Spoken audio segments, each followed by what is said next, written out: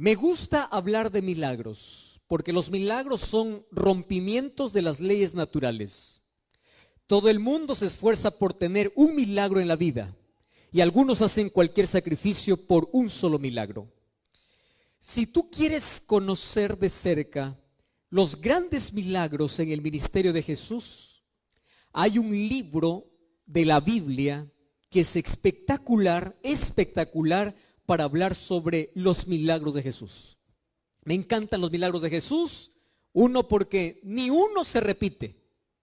Una vez se encontró a un paralítico y lo sanó de un modo, a un ciego lo sanó de otro modo. Cada milagro en la vida es irrepetible. Y el mayor milagro que todos recibimos todos los días y el cual ignoramos es el milagro de la vida.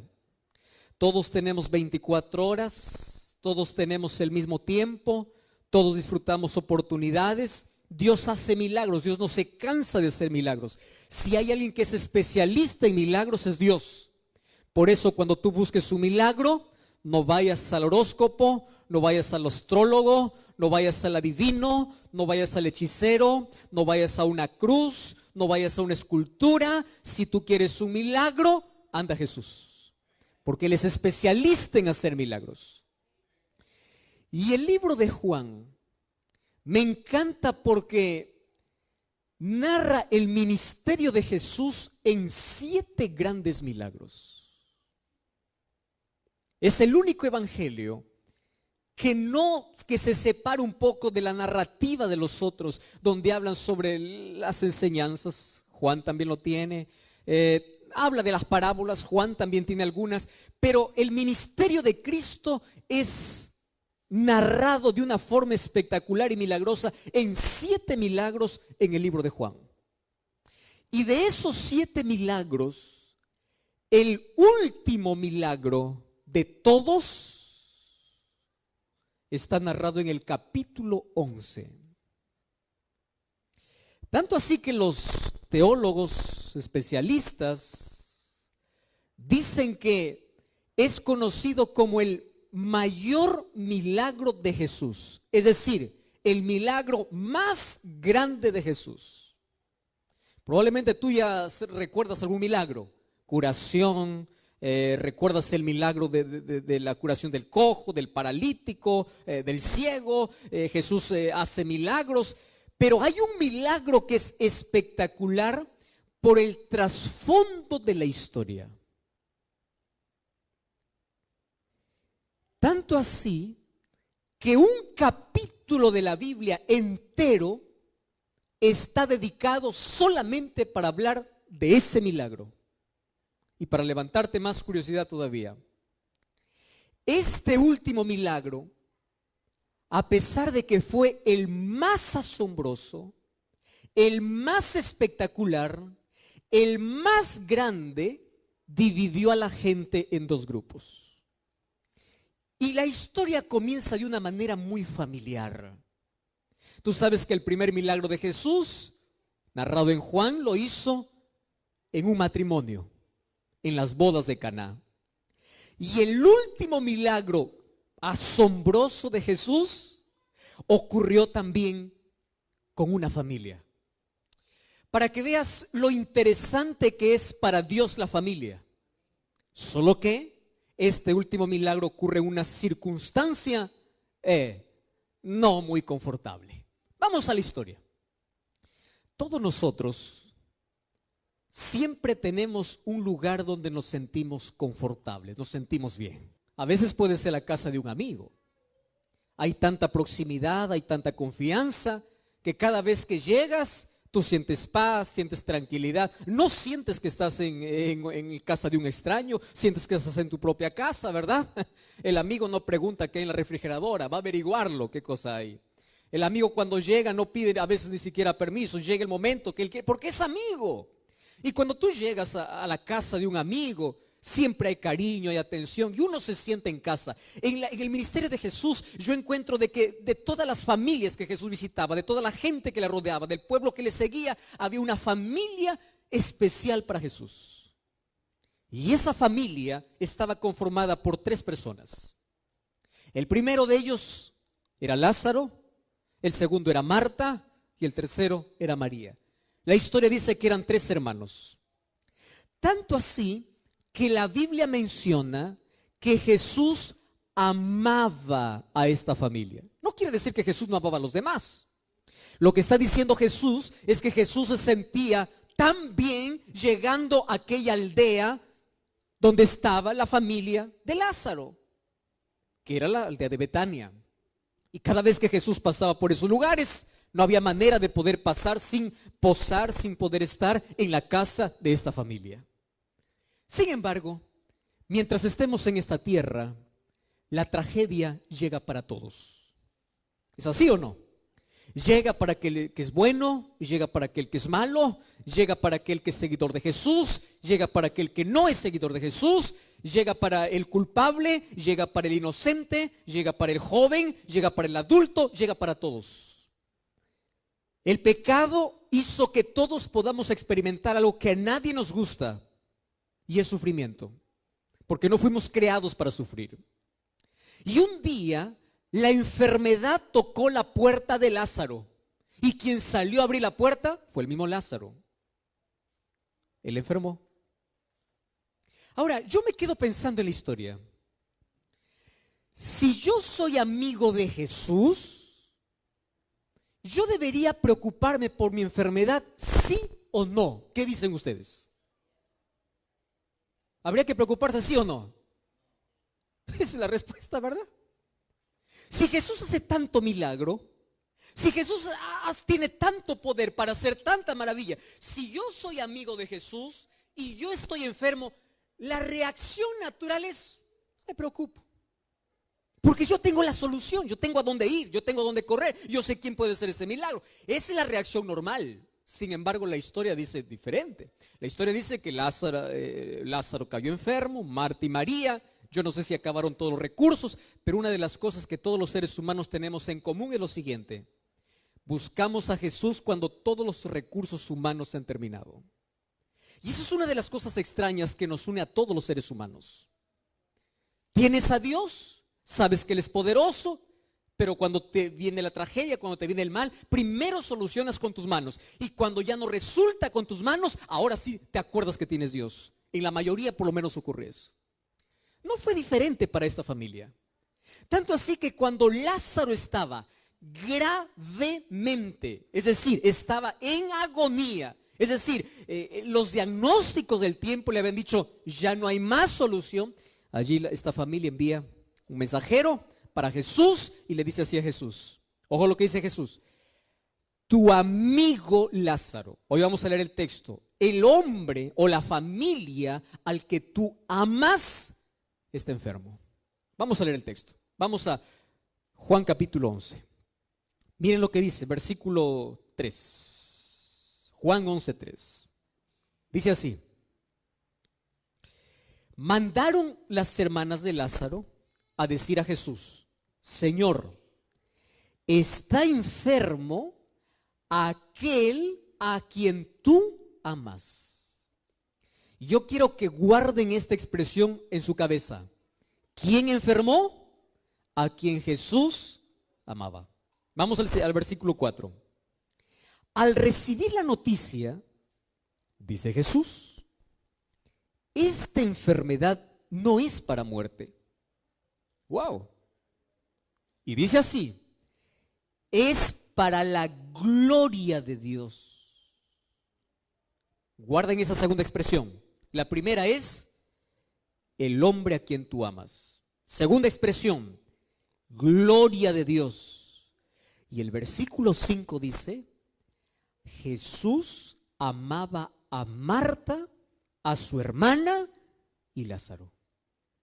No cierren todavía el capítulo. Vamos unos textos más abajo. Versículo 14. Entonces Jesús les dice a los discípulos, después de 2 días, Lázaro ha muerto. Versículo 15 dice así: y yo por esta causa me alegro. ¿Ustedes leyeron ese texto? Otra vez voy a repetir para que pueda crearnos más incógnita aún. Dice así: Lázaro ha muerto. Y Jesús dice, y por esa causa, por vuestra causa, me alegro de que yo no hubiese estado allá, para que ustedes puedan creer. Yo les dije que este sería el mayor milagro por algunos detalles. Primer enigma: ¿por qué Dios permite el sufrimiento en los hijos a quienes Él ama? Hace algún tiempo yo recibí una de las cartas o de los mensajes más extraordinarios, bien redactado, en la página que yo tengo de Facebook. Y decía así: pastor, yo solamente quiero que me responda una sola pregunta. Una sola. ¿Por qué Dios, si es amor y si es poderoso y si Él ama tanto a sus hijos, por qué Dios no protege por lo menos solamente a sus hijos? Está bien, a aquellos que reniegan contra Dios, aquellos que dan la espalda a Dios, aquellas personas que son malas, aquellas personas que no merecen, está bien que ellos sufran consecuencias del pecado, etc. Ahora, la pregunta es, dígame, ¿por qué Dios, siendo bueno, por qué por lo menos no dice, tú eres mi hijo, ven para acá? Bueno, tú puedes sufrir un poquito, espera, pero tú no vas a sufrir, ven para acá. ¿Por qué no los protege? Y ustedes saben que una de las mayores preguntas que se ha hecho la humanidad en toda la historia tiene que ver con el sufrimiento. A tal punto que el 70% de personas que dicen que no creen en Dios, ellos un día creyeron. Pero ¿por qué dejaron de creer en Dios? Porque no encontraron respuestas a la incógnita más grande que el ser humano tiene. ¿Por qué, si Dios me ama, permite que sufra? Tú puedes conversar con alguien que dice, yo odio a Dios, Dios no existe, Dios para mí no existe. Una de las cosas que me impresiona es lo siguiente: todos venimos a este mundo trayendo la huella de Dios en nuestra conciencia. Nunca te olvides eso. Y eso significa que todos los seres humanos venimos siendo creyentes. Todos. El ateísmo, el agnosticismo y todas las creencias que tienen que ver con ir en contra de Dios son cosas que el ser humano aprende en la vida son la respuesta que el ser humano encuentra en la vida ante las mayores preguntas que tiene. Entonces, ¿qué cosa piensa el ser humano? ¿Dónde está Dios? ¿Qué hizo Dios cuando mi padre murió? ¿Dónde está Dios cuando mi hija murió en un accidente? Y es por eso que ya desde la filosofía, muchos años incluso antes de Cristo, hubo un hombre llamado Epicurio, que él colocó una filosofía donde desafiaba la existencia de Dios. ¿Y saben qué cosa decía? Él decía así: Dios no puede ser amor y poder al mismo tiempo. Porque si Dios es amor, ¿por qué permite el sufrimiento? Quiere decir que no tiene poder. O si Dios es poderoso como para poder impedir toda la desgracia, es que no tiene amor. Puede ser que solamente tenga poder, pero no tenga amor. O puede ser que solamente tenga amor y no tiene poder. Porque la mayor pregunta que el ser humano se hace en la vida es: ¿dónde está Dios cuando lo malo sucede? Y una de las cosas que tú debes comprender hoy es lo siguiente: el silencio de Dios en el dolor no significa ausencia de Dios. Mas, ¿cómo podemos entender el silencio? Y una de las cosas que me impresiona del texto es que Jesús demora a propósito. A propósito lo hace. Recibe la noticia y le dice así: bueno, vamos a esperar todavía un poquito más, ¿no? Recibe la noticia de que Lázaro está enfermo y él se queda un poco más, solo que allí comienza a dar una explicación sobre el porqué del sufrimiento.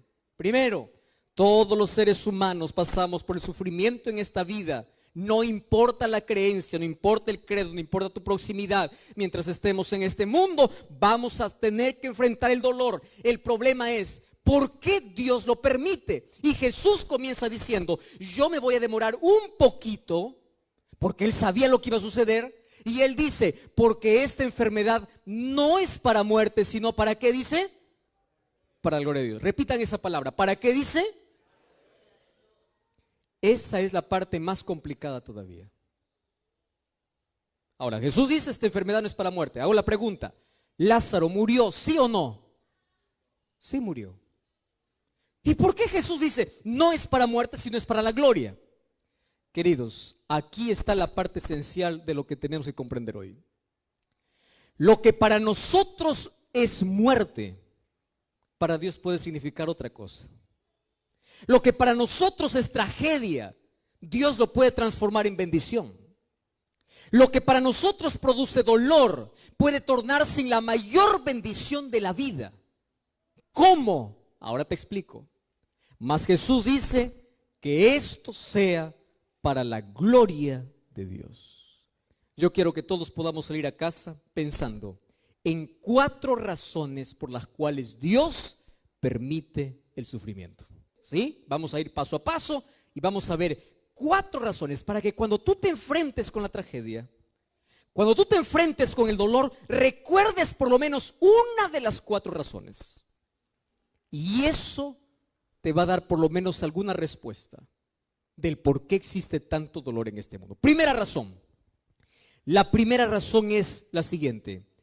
Dios nunca prometió en la Biblia que el ser humano viviría sin dolor mientras esté aquí en la tierra. Dios ha prometido un mundo nuevo sin dolor, pero no aquí. ¿Dónde? En el cielo. Mientras estemos aquí en la tierra, vamos a tener que sufrir. Y la Biblia dice, Salmos capítulo 46, Dios es nuestro amparo y fortaleza y es nuestro auxilio en medio de las tribulaciones. Préstame atención aquí. Tú vas a saber qué es auxilio de Dios cuando estés en medio. Es decir, cuando entres. Pastor, ¿y de dónde saca esa respuesta? Fíjate, las hermanas de Lázaro no le dicen a Jesús, ven porque tú nos prometiste que cuando alguien estaba enfermo, tú ibas a aparecer. ¿Así fue el mensaje de ellas? No, porque Jesús nunca prometió eso. Ellas dicen, el hombre o Lázaro a quien tú amas, ¿a qué cosa están apelando? Al amor de Jesús, no a la promesa de Jesús. La promesa de Jesús es, yo estaré contigo en medio del dolor, pero nunca te prometió, yo te libraré para que jamás entres en el dolor. Y aquí voy a hacer un pequeño paréntesis. ¿Ustedes saben por qué es necesario, en cierto modo, el dolor en la experiencia humana? Por una razón simple. Porque es a través del dolor que el ser humano tiene conciencia de pecado. Te voy a hacer un ejemplo.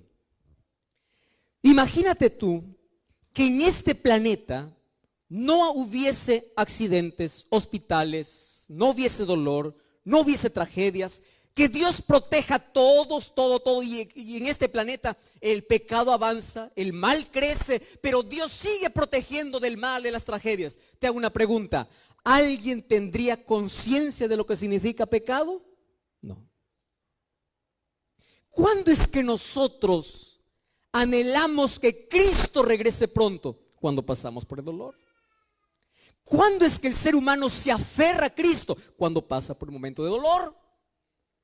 De alguna manera despierta en nuestra mente la conciencia de una búsqueda hacia Dios. Y lo primero que entendemos es, en medio del dolor recuerda, Dios nunca te prometió librarte, pero sí te prometió acompañarte en medio de tus lágrimas. Y aquí está la diferencia de sufrir con Dios y sufrir sin Dios, que es grande la diferencia. Segunda razón, Jesús dice que esta enfermedad es para la gloria de Dios. Queridos, los mayores milagros que tú vas a ver en la Biblia fueron hechos en la mayor oscuridad de dolor. Cuando Dios abrió el mar para que los hijos, el pueblo de Israel, pasen seco, cuando estaban en el dolor. Te explico. Ellos llegaron allí frente al Mar Rojo. Los egipcios estaban detrás. El mar estaba delante. Montañas estaban para otro lado. Ellos estaban acorralados. Y es allí donde nacen los milagros. Todos los milagros nacen en las mayores crisis del ser humano. Si tú estás pasando por una crisis mayor, el mayor milagro siempre nace de la mayor crisis. Siempre. Es en las tormentas que nosotros aprendemos a descubrir y a tener la paz de Dios. Es en el dolor que nosotros vemos la manifestación de Dios. Número 3. El dolor puede transformarse en un instrumento de Dios para la salvación de las personas. La Biblia cuenta la historia de un rey. El nombre de este rey es Nabucodonosor.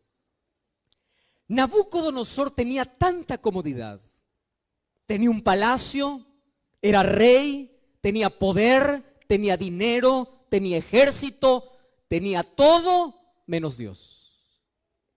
Y Dios siempre trató de buscar a Nabucodonosor y decir: hijo, tú tienes que humillarte, tu soberbia te va a hacer perder. Hijo, ¿hasta cuándo? Y Dios lo habló a través de milagros. Lo hizo a través de Daniel, lo hizo a través de los 3 amigos de Daniel. Dios se mostraba en cada momento de la vida. Pero Nabucodonosor parece que por un momento reconocía y luego se olvidaba. Lo que acontece con nosotros, ¿verdad? Alguien dice: pastor, ¿puedo orar? Claro, puede orar. Y Dios hace el milagro, y después que ocurre el milagro, tú te olvidas. Entonces Nabucodonosor empezó en ese juego con Dios. Hasta que un día, una enfermedad llamada licantropía clínica, lo que hoy los médicos lo llaman, lo llevó a una degeneración o a una enfermedad mental que le obligó a dejar el palacio e irse a vivir con las bestias del campo. Ahora préstame atención aquí. Mientras estaba en el palacio, no reconoce a Dios. Mientras estaba en la pradera, levantó los ojos y reconoció a Dios. Aquello que el ser humano no aprende en la prosperidad, ¿sabes dónde lo aprende? En la adversidad. Lo que el ser humano no aprende en la prosperidad, lo aprende en la adversidad.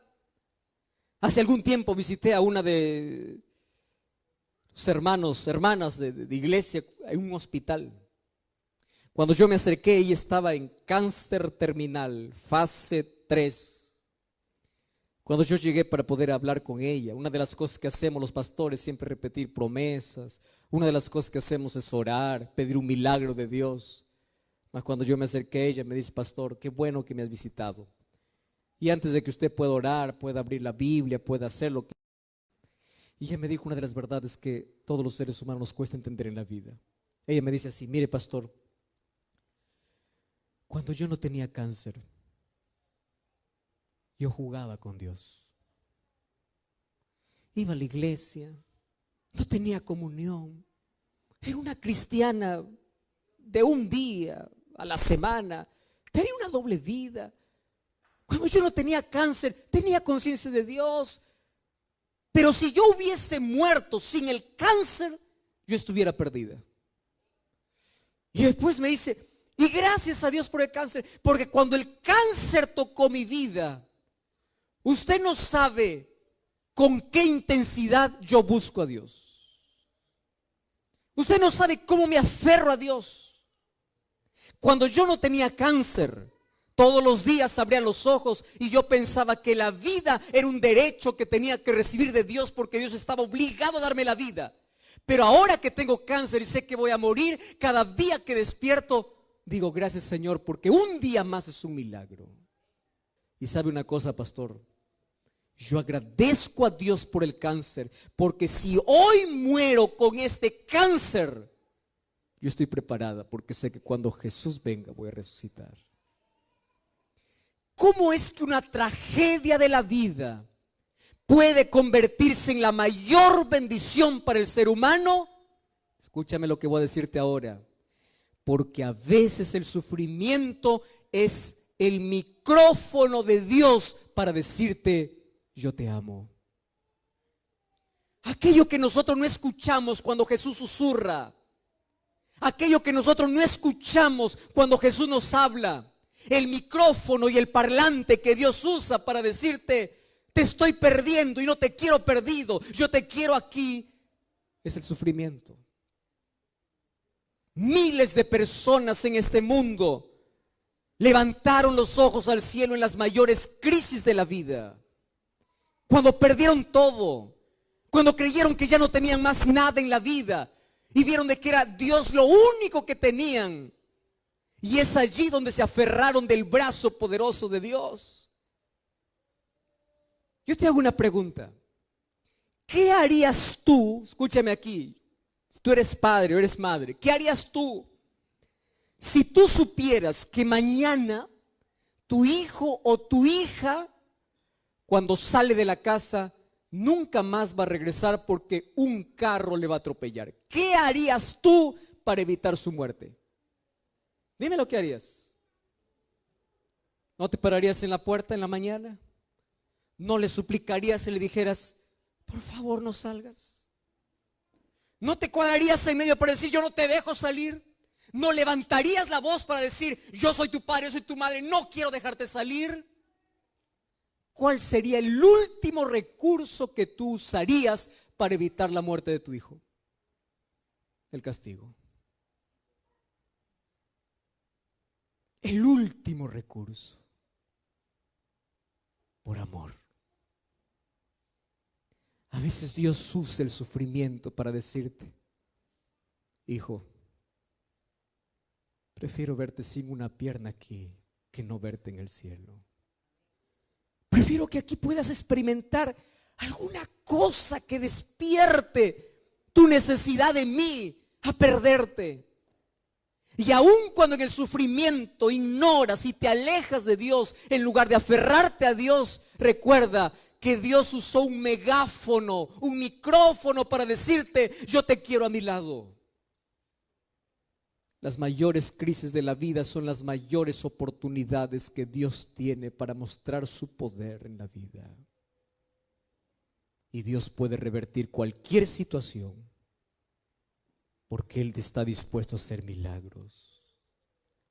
Yo te dije que había 4 razones y voy a la última razón. ¿Sabes cuál es la 4ª razón? Dios permite el sufrimiento porque el sufrimiento es el único medio que algunos entienden para pulir su carácter. Te voy a explicar así. En la Biblia yo encuentro a un hombre grande al cual yo admiro mucho y se llama Pablo. El gran predicador. El mayor evangelista que Dios ya tuvo en el Nuevo Testamento. Un hombre usado por Dios. Un día, cuando yo voy al libro de 2 de Corintios, fíjate lo que dice 2 de Corintios capítulo 12, versículo 7. Mira lo que dice aquí. 2 de Corintios 12, 7. Dice así, y para que no me ensoberbezca con la grandeza de las revelaciones, Dios me puso una espina en la carne, un mensajero de Satanás, para que me abofetee a fin de que yo no me exalte. Versículo 8.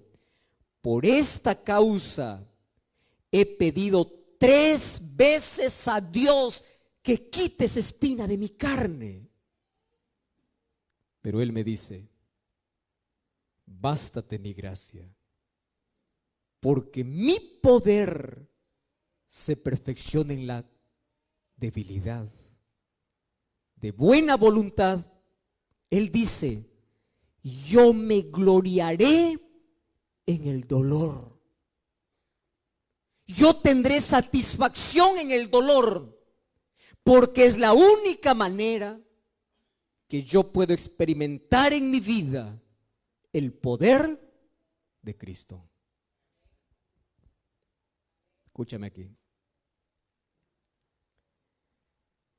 A veces Dios usa el dolor para pulir nuestro carácter y ser más semejantes a Él.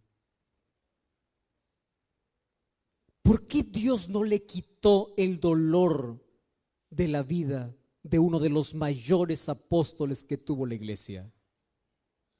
Porque Dios sabía que si le quitaba, Él perdería el poder de Dios. ¿Sabes cuándo tenemos más poder? Cuando aprendemos a depender de Dios. ¿Y sabes cuándo aprendemos a depender de Dios? Cuando la noche llega a nuestra vida. Yo escuché hace algún tiempo una ilustración muy interesante. El dolor es como el fuego para pulir el carácter. Y él decía así: existen dos tipos de personas en este mundo. Unos que son como el oro y otros que son como madera seca. Ayúdame aquí. Cuando pones la madera seca en el fuego, ¿qué sucede con la madera? Se hace ceniza. Y cuando tú colocas el oro en el fuego, ¿qué cosa hace? Brilla. Algunos cuando pasan por el fuego, su fe se hace cenizas. Y otros cuando pasan por el fuego de la vida, empiezan a depender más de Dios.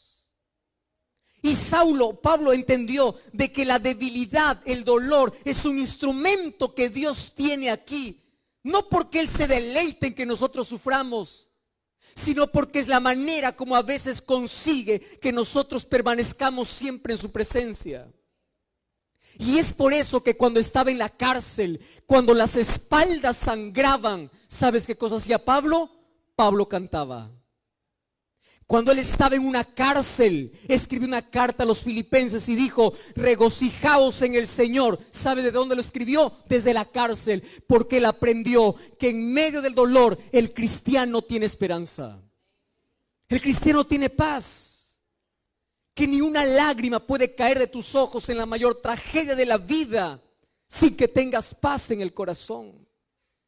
Y el mayor regalo que los seres humanos podemos alcanzar en esta tierra es tener paz, no cuando pasa la tormenta, sino paz en medio de la tormenta. El mayor milagro que Dios hace probablemente no sea quitar el cáncer que tú tienes. El mayor milagro que Dios hace probablemente no sea darte el empleo que tú quieres. Pero el mayor milagro que Dios hace es darte la fortaleza, la fe, la confianza para que puedas ver las provisiones que Dios tiene para tu vida. El mayor milagro que hoy puede hacer Dios probablemente no sea quitar el cáncer de tu vida, pero sí transformar tu corazón. El mayor milagro es sacar tu vida de la ruina del pecado para una vida construida para el reino de los cielos. El mayor milagro que Jesús hace probablemente no sea quitarte la carga de tus hombros, pero sí darte la fuerza necesaria para continuar en la vida. El mayor regalo que Jesús hace en un mundo lleno de dolor es que tú no puedes perder la paz en el corazón, porque esa paz es producida por la esperanza que Jesús coloca allí. Paz. ¿Cuánto daría la gente por un poco de paz? ¿Cuánta gente tiene el mejor colchón para dormir, pero tiene noches enteras de insomnio? ¿Cuántas personas tienen la casa llena de comodidades, pero tienen el corazón vacío? ¿Cuántas personas tienen todo para ser feliz, pero buscan la muerte? ¿Sabes por qué? Porque lo único que les falta es paz. Hace algún tiempo escuché una historia. Miguel era un niño que tenía 10 años de edad. Junto a la mamá todos los sábados iba para la iglesia. Cantaba, adoraba a Dios, se preparaba para ser un líder.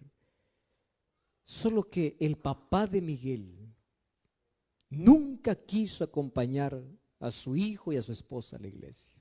Nunca. Toda la vida se resistió. Siempre dijo: yo nunca pisaré esa iglesia. Y así era difícil.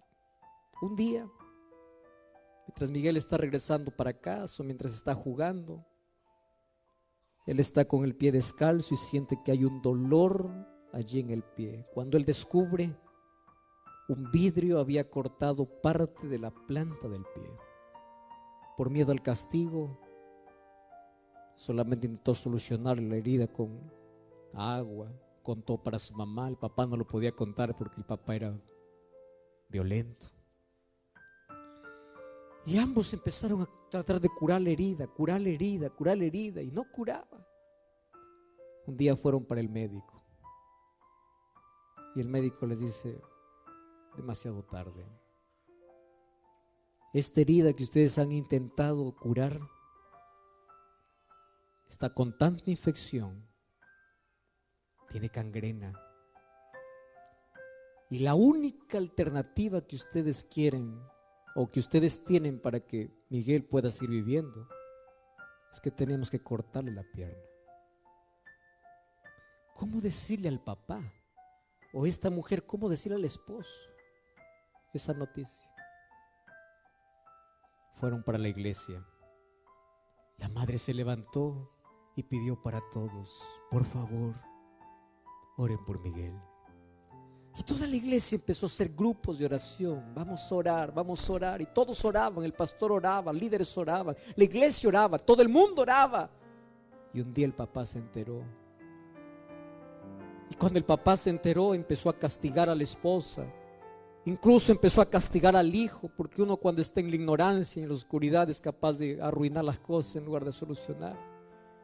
Pero cuando vio la seriedad del asunto, el padre se fue al cuarto y por primera vez se arrodilló y dijo así para Dios: Dios, si realmente tú existes, quiero que hagas un milagro.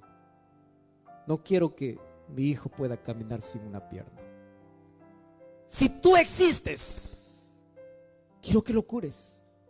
Y si él se cura, yo te prometo ir a la iglesia. Los días pasaban y el dolor aumentaba. Y a veces Jesús no llega cuando queremos. A veces parece que llega tarde. Y un día tuvieron que amputar la pierna de Miguel. Solo que cuando estaban haciendo los análisis para amputar la pierna, descubrieron que Miguel tenía diabetes. Y no podría cerrar aquella herida fácilmente. La desesperación empezó a entrar en toda la familia. Y la iglesia continuaba orando: Señor, haz un milagro. Las hermanas de Lázaro fueron para Jesús diciendo: Señor, a quien tú amas está enfermo. Y parece que Dios tarda. Parece que no llega. Y un día estaba tan grave Miguel que fue para el hospital y se dio cuenta que estaba perdiendo también la visión. No tenía una pierna y su visión estaba terminándose. Ahora el padre, como nunca oraba y decía: Dios, solo quiero un milagro, sana a mi hijo. Porque si tú sanas a mi hijo, yo te prometo, yo voy a ir a la iglesia con mi hijo, yo te voy a servir. Señor, sana a mi hijo. Pasó un mes más y Miguel no sanó. En un mes más, Miguel murió. ¿Cómo entender la respuesta de Dios? ¿Acaso la iglesia no oraba? ¿Acaso la familia no oraba? ¿Acaso el padre no pedía una evidencia para que Dios pueda hacer un milagro en la vida de su hijo? Dios podía. Pero a veces parece que Jesús llega tarde. Parece. Cuando Él murió, estaban haciendo todos los preparativos para ese funeral. El padre llamó al pastor. Le dice: pastor, quiero hablar con usted urgente. Y el pastor, cuando recibió la llamada, dijo: Señor, ¿ahora qué le voy a decir? La oración no tiene poder. ¿Dónde está ese Dios de milagros? ¿Dónde está ese Dios que predico, ese Dios que abre el mar, ese Dios que cura ciegos, ese Dios que levanta enfermos, ese Dios que hace lo imposible? ¿Dónde está ese Dios? Señor, ¿qué le voy a decir? Mientras se dirigía allí a la casa del padre, estaba con respuestas, fabricando en la cabeza para dar una explicación a lo que no tiene explicación. Cuando llegó a la casa, el padre abrió la puerta. El hijo estaba allí en un féretro. Y el padre por primera vez abraza al pastor y le dice: pastor, yo quiero ser bautizado. Y eso hizo entrar en shock al pastor, porque una de las primeras preguntas que el pastor esperaba es: ¿dónde estaba Dios cuando yo oré? ¿Por qué Dios no sanó a mi hijo? Y una de las primeras cosas que escuchó del padre es: pastor, yo quiero ser bautizado. Y el pastor le mira al hombre y le dice: mire, yo entiendo que está pasando por la tragedia. No, pastor, yo quiero ser bautizado. Pero, ¿qué sucedió? Si tú oraste para que Dios haga un milagro y Dios no lo hizo, y ahora quieres rendirte a Jesús. Cuando tu hijo estaba enfermo, tú no le acompañaste a la iglesia y ahora quieres ir a Jesús. Y el hombre miró los ojos del pastor y le dijo así: sí, pastor. Y le voy a explicar por qué. Porque yo estuve en los últimos minutos de vida de mi hijo. Yo estuve con él. Mi hijo estaba sin pierna. Mi hijo no veía nada. Y aún así agarraba mi mano y decía: papá, yo te quiero en el cielo.